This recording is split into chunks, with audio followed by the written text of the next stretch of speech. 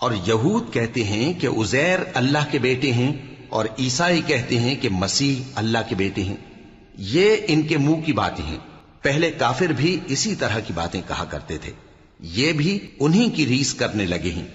اللہ ان کو ہلاک کرے، یہ کہاں بہہ کے پھرتے ہیں؟ انہوں نے اپنے علماء اور مشائخ اور مسیح ابن مریم کو اللہ کے سوا معبود بنا لیا، حالانکہ ان کو یہ حکم دیا گیا تھا کہ معبود واحد کے سوا کسی کی عبادت نہ کریں، اس کے سوا کوئی معبود نہیں، اور وہ ان لوگوں کے شریک مقرر کرنے سے پاک ہے۔ یہ چاہتے ہیں کہ اللہ کے نور کو اپنے منہ سے پھونک مار کر بجھا دیں، اور اللہ اپنے نور کو پورا کیے بغیر رہنے کا نہیں، اگرچہ کافروں کو برا ہی لگے۔ وہی تو ہے جس نے اپنے پیغمبر کو ہدایت اور دین حق دے کر بھیجا تاکہ اس دین کو دنیا کے تمام دینوں پر غالب کرے، اگرچہ کافر ناخوش ہی ہوں۔ مومنو، اہل کتاب کے